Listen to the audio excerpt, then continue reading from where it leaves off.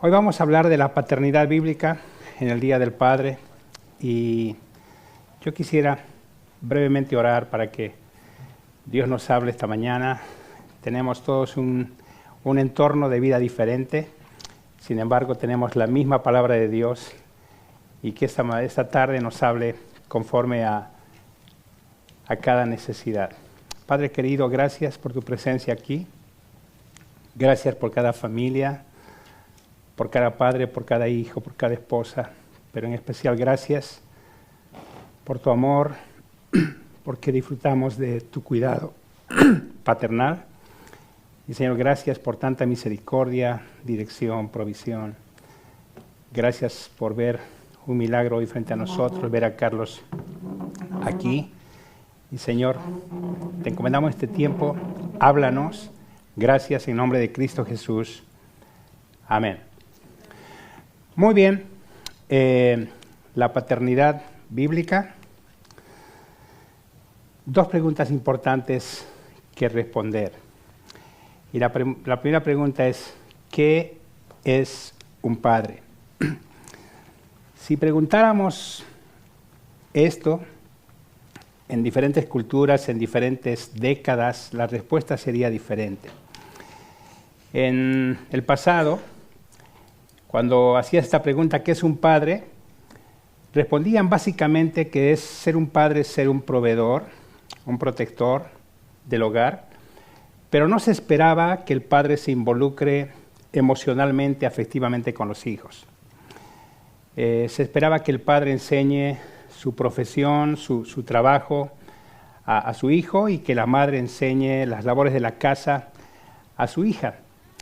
Es interesante que en el concepto hebreo, los hebreos entendían, la raíz de la palabra padre en el hebreo es maestro. Entonces, básicamente el padre era el responsable, como leyó Fabián y Daniel explicó la semana pasada.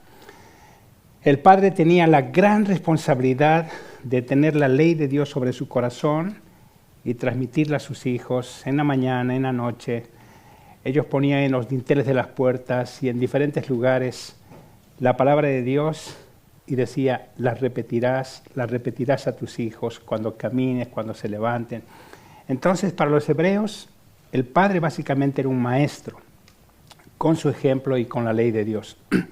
Para los griegos, la palabra padre en su raíz significa el que nutre y protege. Entonces, para los griegos, un padre era el que nutría no solamente con alimentos, pero con el conocimiento que los hijos podían tener. Ahora, qué importante que nosotros tengamos la palabra de Dios y podamos definir lo que es la paternidad desde la perspectiva de Dios, ¿verdad? Ahí tenemos una definición. Dice, padre es aquel que desempeña la responsabilidad de amar, proveer, proteger, enseñar y defender a su hijo. Entonces, ese es el concepto de padre, pero no solamente es una responsabilidad, es una misión, Amar, proveer, proteger, enseñar, defender. Ahora, ¿cuáles son los grandes propósitos de la paternidad? Y básicamente son dos. El primero es conocimiento de Cristo, que sería igual a salvación. Y quiero brevemente decirles algo. Hermanos, si nuestros hijos no son salvos, si nuestros hijos no llegan a conocer a Jesucristo como Salvador, no van a poder tener principios bíblicos en su vida, no van a poder discernir la palabra de Dios, no van a poder tomar decisiones que honren a Dios. Por eso es tan importante la salvación de nuestros hijos. Entonces, el gran propósito, el propósito más alto de la paternidad es que nuestros hijos lleguen a conocer a Cristo. Nosotros estamos orando por la salvación de nuestros nietos, que cuando ellos comiencen a entender que son pecadores, entiendan también que Jesucristo murió por ellos y que ellos mismos vengan a Cristo. Entonces, ese es el gran propósito de la salvación. Y muchas veces como padres nos preocupamos por muchas cosas de nuestros hijos y ese propósito principal está fuera de nuestras mentes. Por eso como padres tal vez el primer motivo de oración, si tus hijos no son salvos, debería ser pedir al Señor por la salvación de nuestros hijos. El segundo propósito es el conocimiento y aplicación de la palabra de Dios, que sería igual a carácter. ¿Listo? Igual al carácter. Ahora, ahí ya vamos a tener la definición de carácter, pero el carácter tiene que ver con la sabiduría para conocer lo que es correcto, pero también el valor para vivir conforme a eso. ¿Listo? El carácter tiene que ver con la sabiduría de entender, de conocer lo que es correcto, pero no se acaba ahí, con el valor, el coraje para vivir conforme a eso. Entonces, ahí está. Entonces el carácter tiene que ver con la sabiduría para conocer lo que es correcto y adquirir el valor para hacerlo. Fíjense Romanos un momentito, Romanos 5, 4 al 6. Aunque en la versión que tenemos nosotros y usamos no aparece la palabra carácter, en otras versiones, en algunas versiones que tienen ya la traducción muy cercana a las palabras en el griego, en el Nuevo Testamento y en el hebreo, en el Antiguo Testamento, aparece la palabra carácter. Romanos 5, 4 dice, y la paciencia prueba, y la prueba esperanza, y la esperanza no avergüenza, porque el amor de Dios ha sido derramado en nuestros corazones por el Espíritu Santo que nos fue dado. Y la paciencia, y ahí las traducciones colocan carácter probado, carácter probado. Y realmente el carácter de los hijos no se forma de la noche a la mañana. Tenemos que ser perseverantes, consistentes, y de eso vamos a hablar hoy. Entonces, hay 3 maneras de formar el carácter de los hijos. Probablemente hay más maneras de hacerlo, pero esta mañana vamos a hablar de 3 maneras, y una es la manera de criarlos. Vamos a ver 3 modelos de padres. Ahí están los 3 modelos. El primero es el padre dominante, el segundo es el padre permisivo, y en tercer lugar, el padre sabio. Y cuando vemos estos modelos de padre, generalmente la gente se mueve en los 2 primeros modelos. O son padres muy dominantes o son padres muy permisivos. La idea es encajar nuestra vida, nuestra paternidad, en el tercer modelo, que es el modelo del padre sabio, el padre conforme a la palabra de Dios. Pero vamos a ver el primer modelo. Fíjense la primera cita, Colosenses 3:21, y también pueden buscar Efesios 6:4, pero vamos a ver Colosenses 3:21.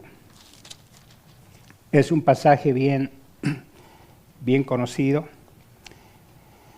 Dice, padres, no exasperéis a vuestros hijos, y escuchen cómo termina, para que no se desalienten.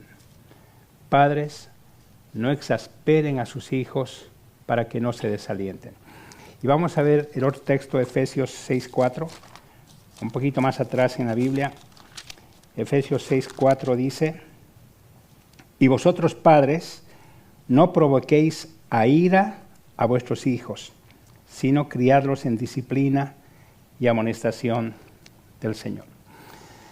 El hecho de exasperar y de provocar a ira tiene que ver con palabras que decimos constantemente, acciones que mostramos delante de ellos constantemente, actitudes que ven nuestros hijos en nosotros constantemente y les llenan de ira y afectan sus sentimientos y tal vez dicen, no soporto que esto siga siendo mi papá.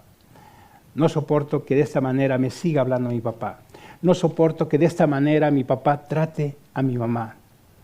Entonces, la forma de provocar a nuestros hijos, de exasperarlos, es por actitudes, acciones, palabras que decimos constantemente. Y la Biblia dice, tal vez el resultado que obtengas es tener hijos desalentados. Hay muchos hijos que han decidido no casarse porque no quieren tener el matrimonio, la familia en la que han vivido. Entonces, un padre dominante, en primer lugar, es controlador. Controlador en el sentido de estar pendiente de cada detalle. Y cuando un padre es controlador, generalmente va a tener como resultado hijos rebeldes. Porque en un principio van a querer cuestionar, pero papá no lo hice intencionalmente, pero papá no fue lo que yo quería hacer. Y cuando el padre está controlando cada cosa, cada mínimo detalle, los hijos generalmente resultan rebeldes, porque en su corazón no aceptan ese tipo de autoridad. Y más adelante, cuando tengan un jefe que tenga algo de parecido con su padre, van a mostrar la misma actitud de rebeldía. Pero también son inflexibles. Esto es así y va a ser así. Y vas a ser así porque yo lo dije. No son inflexibles, no dan su brazo a torcer, no se puede dialogar, entonces los hijos son temerosos. Y hay cuántos hijos así, que por tener un padre inflexible son temerosos, no quieren emprender nada, no quieren decir nada, no quieren, porque piensan que va a haber a alguien como su papá que le va a decir, no puedes, lo estás haciendo mal, no te equivoques. Entonces, un padre dominante es así, pero también es un padre que se centra en los resultados. Y cuando el hijo llega temblando con su libreta porque no sacó tal vez la mejor nota, y el papá comienza, ¿por qué esa nota? ¿Y por qué no estudiaste? Y ahora no tienes esto y no tienes aquello y no sales más. Entonces, se centra en resultados y como resultado tiene un hijo astuto. Un hijo que va a saber cómo engañar a su padre, cómo presentar otras notas, cómo sacar ventaja de otras cosas con tal de agradar. Hay cuantos jóvenes que son así, que crecen astutos en su hogar, llegan a ser astutos en la universidad, llegan a ser astutos cuando son profesionales, y el mundo está lleno de hijos cuyos padres han querido solamente resultados. Pero también un padre dominante es aquel que critica todo lo que le parece mal. Y no lo hiciste mejor, y por qué no pasó esto, y por qué no te fijas cómo hace tu hermana, y por qué no.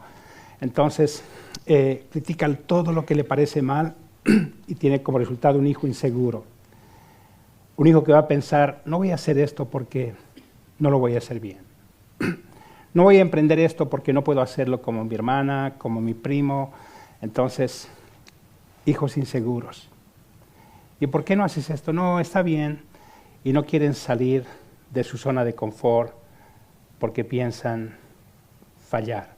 Y siempre están pensando que la gente tiene altas expectativas como las que tenía su papá. Pero también un padre dominante ve todo o blanco o negro.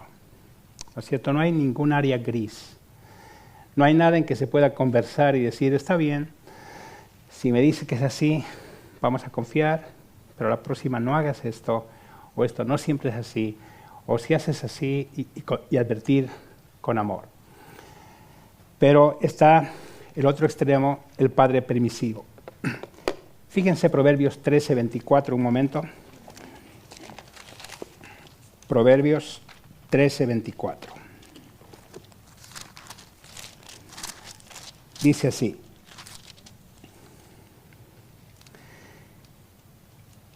el que detiene el castigo a su hijo aborrece, mas el que lo ama desde temprano lo corrige.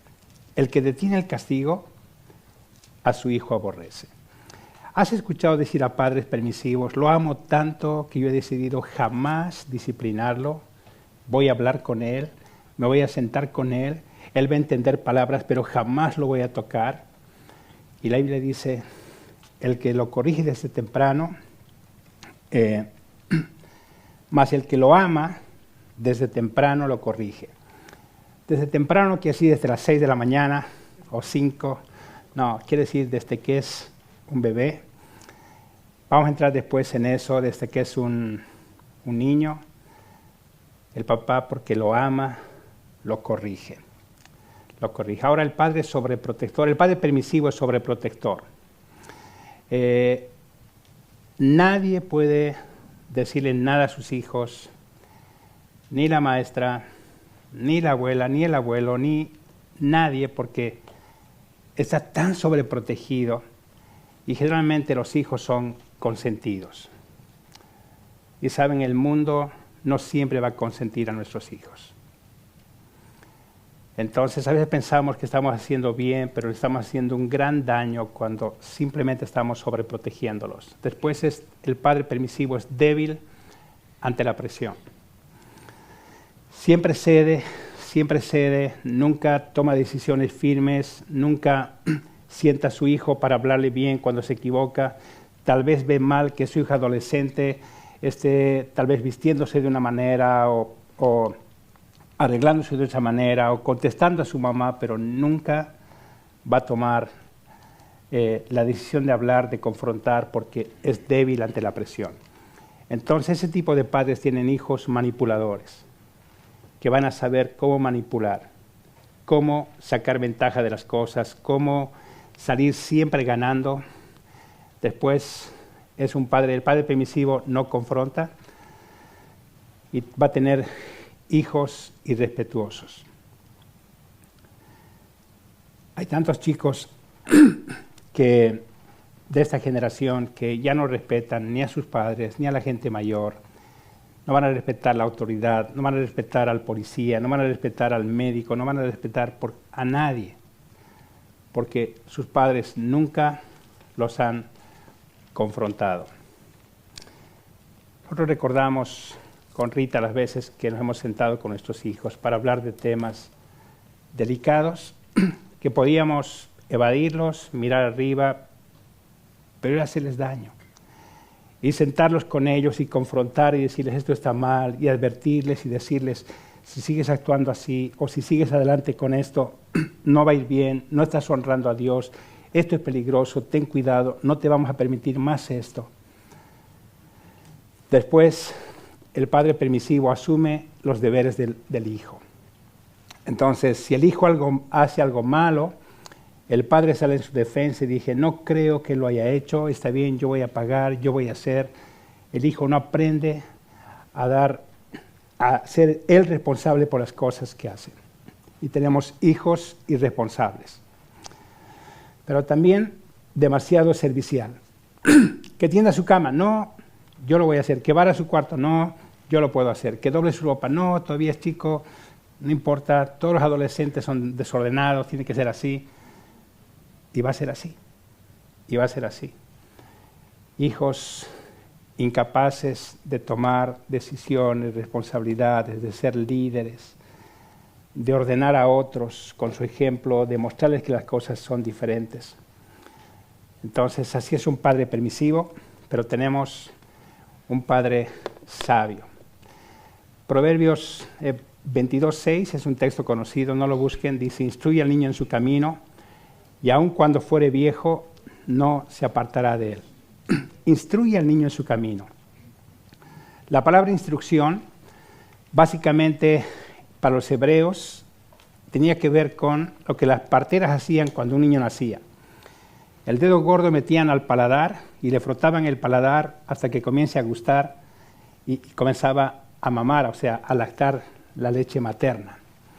Y un padre sabio instruye al niño, le hace gustar los principios de Dios, le muestra con su vida las cosas de Dios desde pequeño, le canta canciones, ora con él, lo abraza frecuentemente y ese chico va creciendo y vamos a ver más abajo, pero esa es la idea de instruir, no es sentarlo y decir, me vas a escuchar y comenzar a enseñar, es amarle, es frotar su paladar para que comiencen a gustar las cosas de Dios.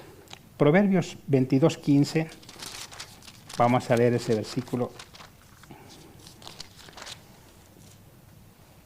Dice, la necedad está ligada en el corazón del muchacho, mas la vara de la corrección la alejará de él. La necedad está ligada al corazón del muchacho. ¿Qué lo va a alejar? Un campamento puede ser porque va a escuchar.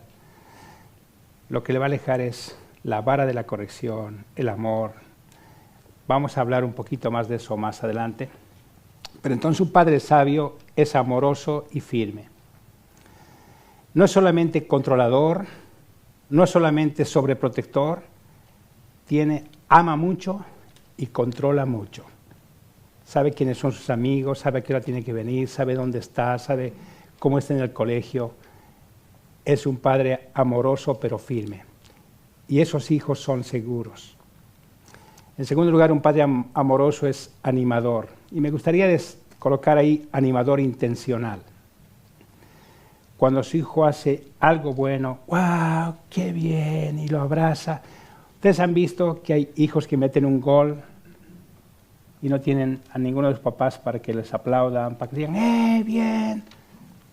Pero han visto que hay hijos que meten un gol o patean cerca del arco y los papás, ¡qué bien! Y sacan fotos y videos. Y saben, ese tipo de hijos son hijos confiados, porque han tenido la presencia paternal cerca. Un padre sabio es un padre consolador. Es un padre que está para abrazar a su hijo cuando fracasa. Es un padre para sentarse y hablarle con amor y orar con él después de disciplinarlo. Y va a tener un hijo compasivo. Un padre que se preocupa por otros, un padre que visita a los enfermos, un padre que hace algo por otros. Va a tener un hijo compasivo, porque va a querer reproducir lo que su padre hace. Después, un padre sabio es un padre sincero. Un padre que reconoce, un padre que pide perdón, un padre que dice, me equivoqué, lo siento, no va a pasar más, lo hice mal. Ese hijo va a ser un hijo honesto, porque ha visto delante de sus ojos a un padre sincero. No un padre que dice, me equivoqué, pero yo soy papá y puedo equivocarme. No, es un padre que reconoce, que acepta. Y un padre sabio es un buen ejemplo. Es un padre que vive delante de sus hijos lo que predica, lo que escucha, lo que el pastor enseña. Es un padre que muestra en su vida los principios de Dios y va a tener hijos sabios.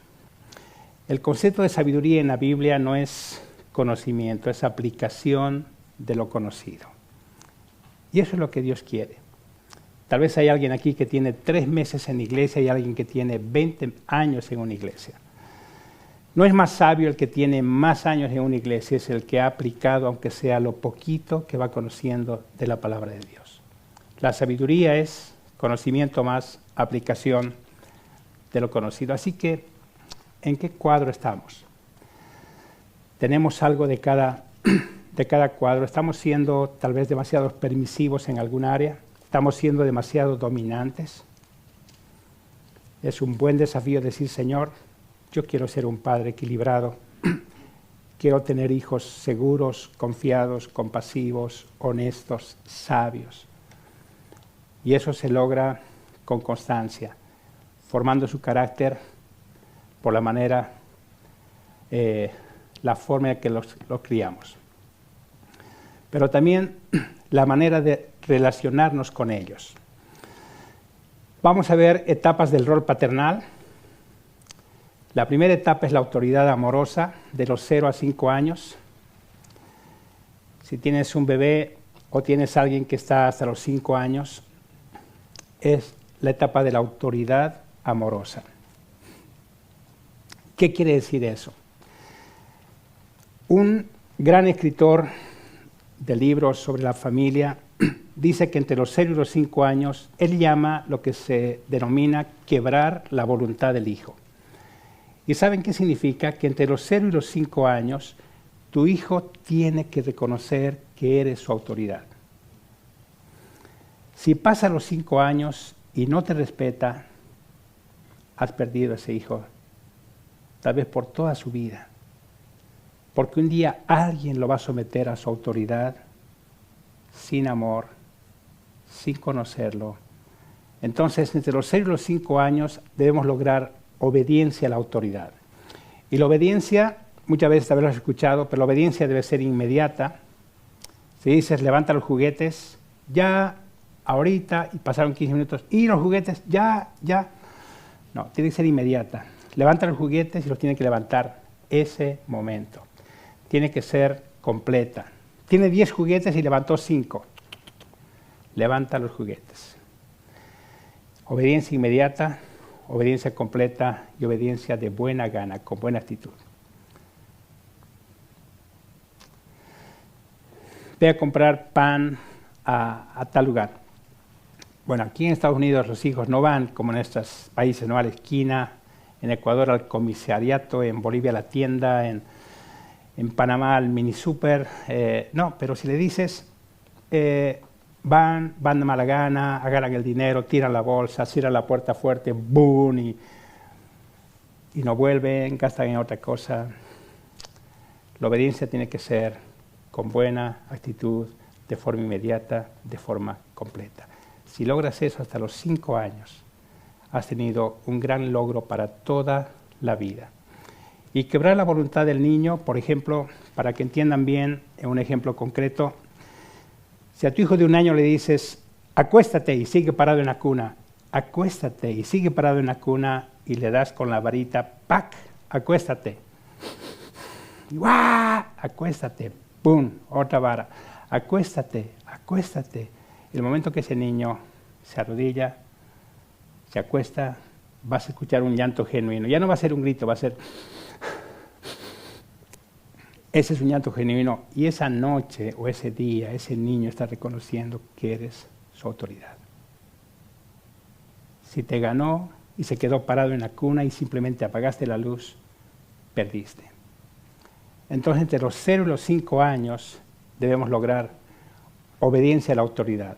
Tu hijo no puede ser tu amigo, tu amiguito. Tú eres su autoridad.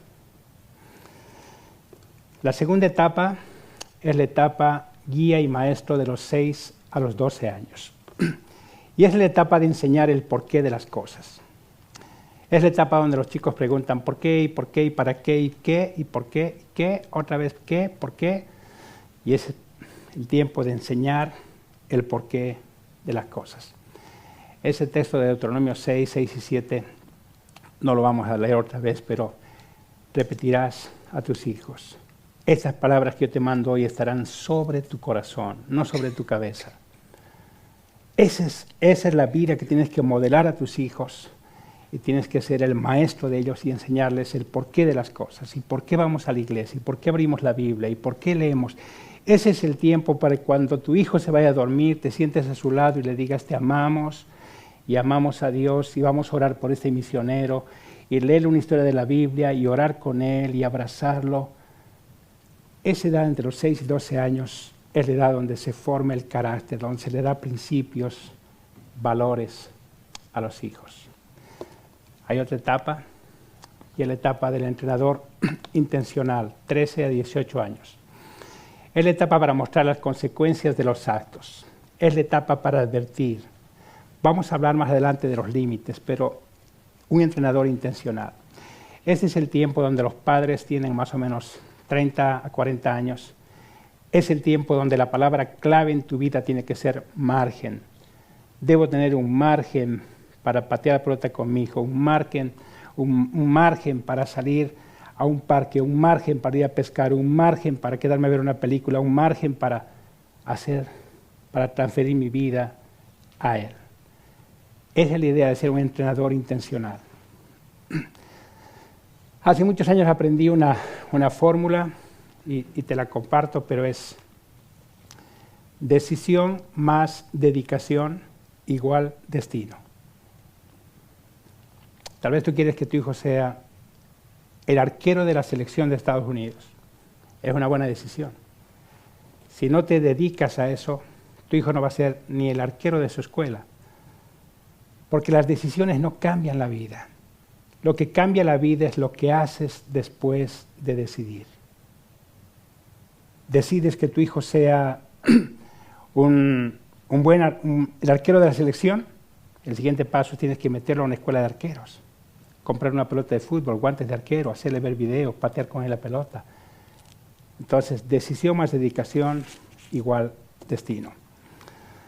Después, la otra etapa, 19 a 25, ser un amigo y mentor.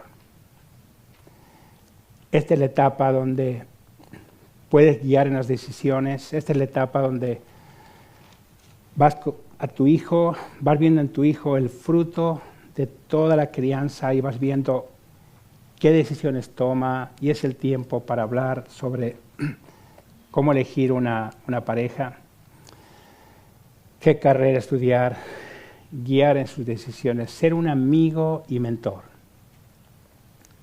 Esta es la etapa donde todavía puedes abrazar y decirle, confiamos en ti, sabemos que vas a poder hacerlo, ofrecerle toda la ayuda que necesita. No es la etapa para decir, son los 18, tienes 19, sales de la casa, se acabó mi ayuda y ahora tienes que buscar. No, es la etapa para decir, quiero seguir siendo tu amigo, tu mentor, puedes confiar en mí. Mientras podamos, te vamos a dar todo lo que necesites porque te amamos. No es la etapa para dejar de amar, no es la etapa para dejar de abrazar, es la etapa para confirmar eso en la vida de los hijos. Guiar las decisiones, pero también de los 26 en adelante ser un consultor y apoyo. ¿Qué quiere decir consultor? Si te preguntan, contestas. Si buscan tu consejo, ayudas. No es meterte en su vida y decir, tendrías que hacer esto así, tendrías que hacer esto así, yo lo hice así, fíjate en cómo está haciendo el otro. Es decir, hijo, estoy dispuesto, si quieres que hablemos de algo, tengo todo el tiempo, te puedo llamar, puedo estar, pero es el tiempo para hacer, para apoyar en las decisiones que está tomando. Y a veces puedes advertir, ¿por qué no oras un tiempo por esto? ¿Por qué no oramos por esto? ¿Por qué no buscas consejo en tus líderes? ¿Por qué no preguntas a alguien que ya hizo esto que quieres hacer vos? Entonces es el tiempo para ser consultor y apoyo, ¿no? Entonces, si preguntamos a un chico entre 0 y 5 años, entre 5 años, ¿qué es un padre? Él diría, es mi héroe. Tal vez un chico de 6 a 12 años diría, es un héroe pero anticuado, no tiene el chip que yo tengo, no sabe cómo ayudarme con las redes sociales. Un chico de 13 y 18 diría, tal vez es mi fan número 1. 19 a 25 es mi amigo, es mi mentor. ¿Cuántas chicas pueden llamar a su mamá con toda confianza y preguntarle cosas y ser un consultor y apoyo? Así que la manera de relacionarnos con ellos forma su carácter. Ahora puede ser que tú digas, nunca hizo mi padre eso conmigo. Ha sido un padre ausente. El desafío es ahora que tú conoces, ser un padre diferente, un abuelo diferente. Vamos a entrar al último punto, los límites que colocamos. Los límites forman el carácter. Ahí está una definición. Los límites son líneas divisorias que no se deben cruzar. ¿Listo? Vamos a ver qué tipos de límites hay.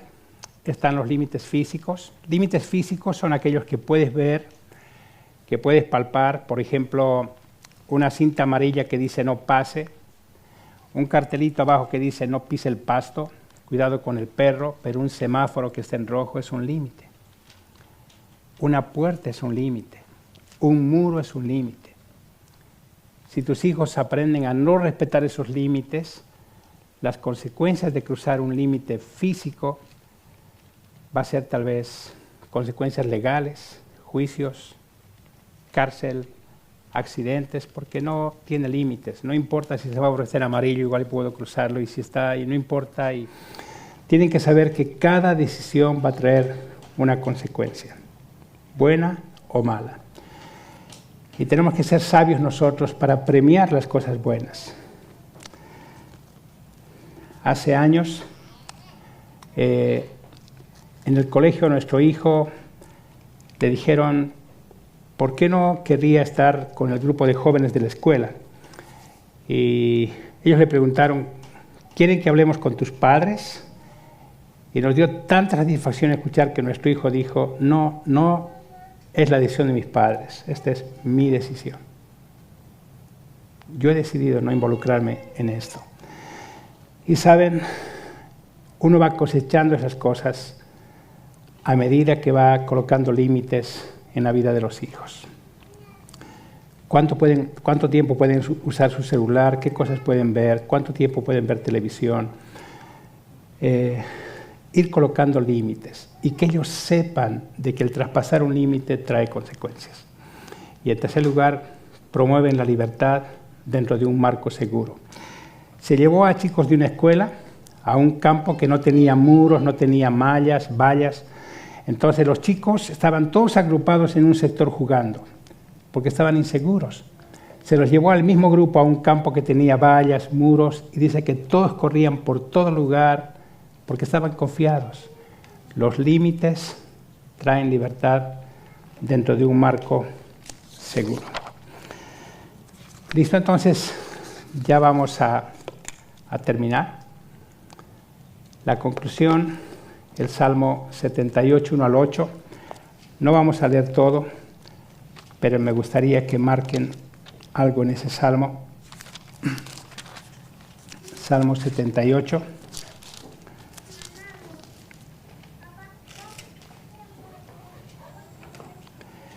El versículo 2 dice, abriré mi boca en proverbios, hablaré cosas escondidas desde tiempos antiguos, las cuales hemos oído y entendido, que nuestros padres nos las contaron.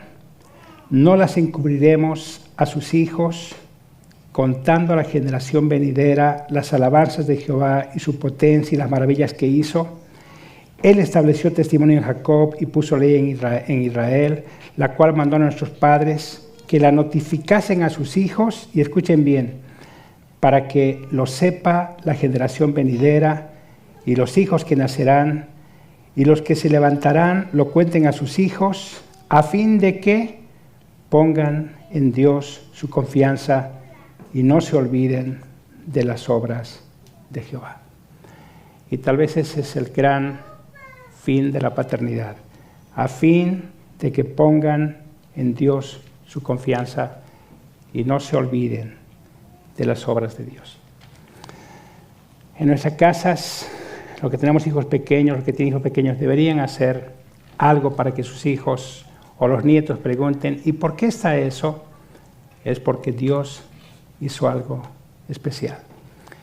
Los judíos hacían altares de piedras, amontonaban piedras y Dios dijo, eso es para que cuando tus hijos o tus nietos pregunten por qué están esas piedras, para que les digas, Dios abrió el Jordán, Dios lo hizo. Pero saben, a veces en nuestra casa no hay nada que provoque una pregunta espiritual. Entonces tenemos que celebrar las cosas que honran a Dios. Tenemos que orar, tenemos que cantar, tenemos que ver una película cristiana, tomar decisiones, orar por misioneros, hacer algo que trascienda la vida de ellos. Y cuando Daniel habló el anterior domingo, él dijo que los hijos son como flechas, como dice el Salmo 121. Y las flechas son preparadas para un día ser lanzadas. Y la pregunta es, para terminar, ¿qué mundo van a impactar tus hijos cuando salgan de tu casa? ¿Van a impactar solamente una empresa? ¿Van a impactar solamente un negocio? ¿O van a impactar el campus donde estudien? ¿Van a impactar la iglesia donde vayan? ¿Van a impactar la familia que formen? ¿Van a impactar la empresa que comiencen, el trabajo que hagan? Entonces, hermanos, la paternidad no solamente es una responsabilidad, es una misión. Es una misión. Estamos formando a los hijos que van a llevar adelante la obra de Dios o las empresas o el país o sus familias. Así que Dios nos ayude a hacerlo como padres sabios.